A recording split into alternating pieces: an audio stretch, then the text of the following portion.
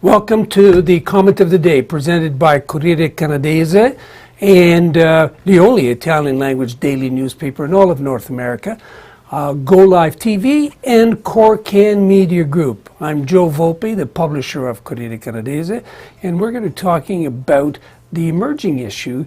It's actually already hit the front pages as a result of Monday night's electoral results in Quebec. And the comment of the day has everything to do with when symbolism meets substance. So, the notwithstanding clause, remember that one? It's back in the public forum. Now, in layman's terms, the notwithstanding clause is the set-aside tool that governments can legally use to deprive citizens of individual or collective rights that are guaranteed under the Constitution and enhanced by the Charter of Rights. The notwithstanding clause is now being referenced as the weapon of choice for latent tyrants in the majority governments. Doug Ford, Premier of Ontario, threatened its implementation to set aside a court decision outlawing his proposed boundary changes for the October 22nd elections in Toronto. A Court of Appeal decision in his favor prompted him to withdraw the enabling legislation to invoke the notwithstanding clause. The 25 federal members of Parliament who had signed a slap on your little brother's wrists letter had zero impact on Ford's decision.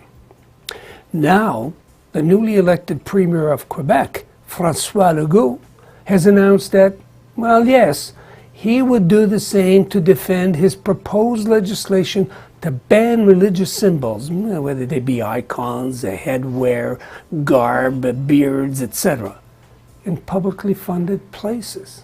And he would dismiss individuals who wouldn't abide. He will also go further, he promised. Any immigrants who cannot pass a French competency test 3 years after their arrival will be shipped out of the province.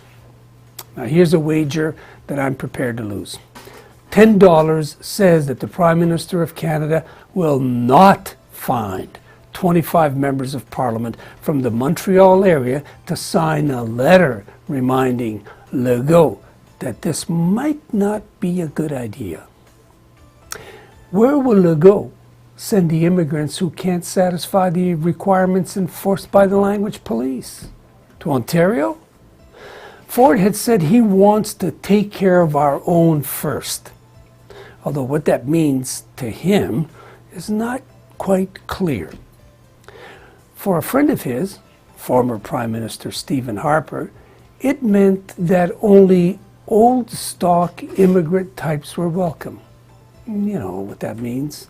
Caucasian Anglophones.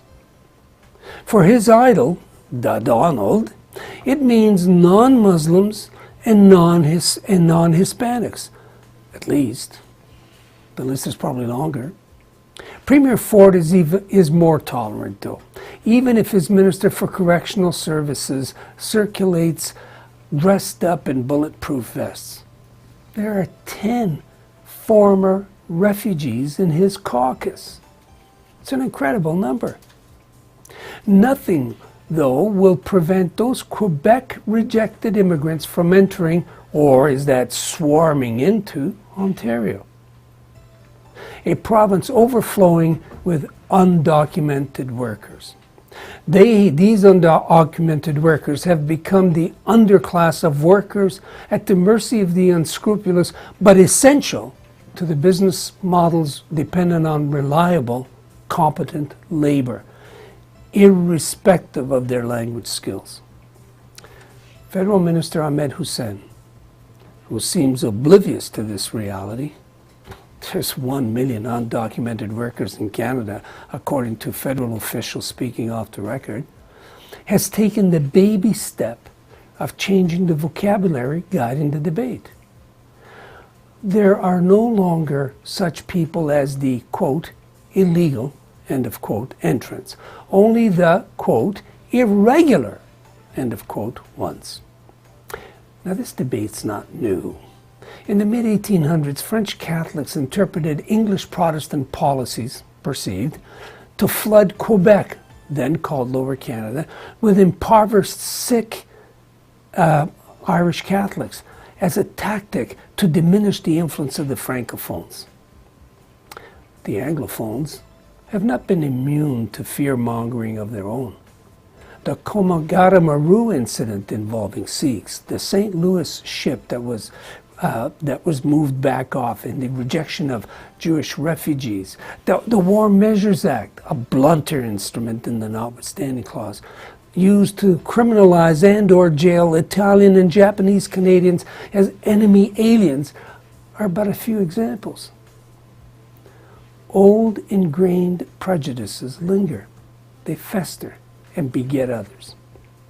Today, the Canadian Border Service Agency, Immigration Branch, incapable of keeping out border crossers from the USA, are making the enjoyment of life precarious for any undocumented workers.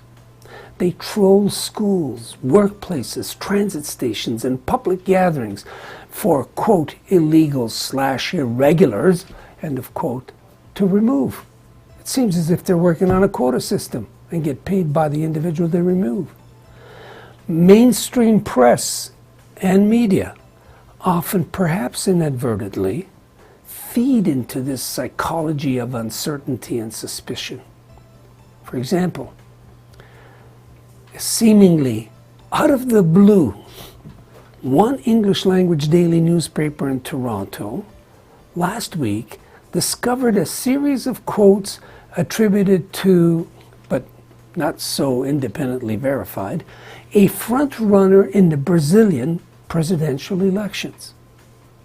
The article mocks the candidate with those quotes, but it doesn't deal with any substantive issues, even remotely. An estimated 55,000 Brazilians in the GTA.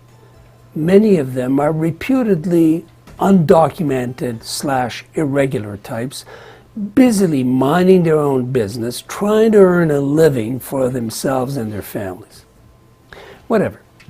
Brazil is still a democracy. It is an emerging economic power.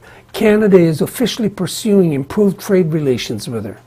Why foment discord amongst us? I think that this represents yet another opportunity for Minister Hussein and his cabinet to revert to his previously held intentions to test and evaluate a pilot project tasked with regularizing undocumented workers. He shouldn't miss it.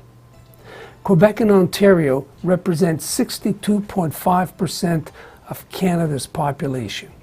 Their governments are decided anti-Ottawa. Justin Trudeau should start looking elsewhere for coalition building. For Corriere Canadese, Go Live TV, and Corriere Media Group, I invite you to follow us online at corriere.ca or corriere.com. Please stay tuned for the commentary in Portuguese. All the best. Thank you.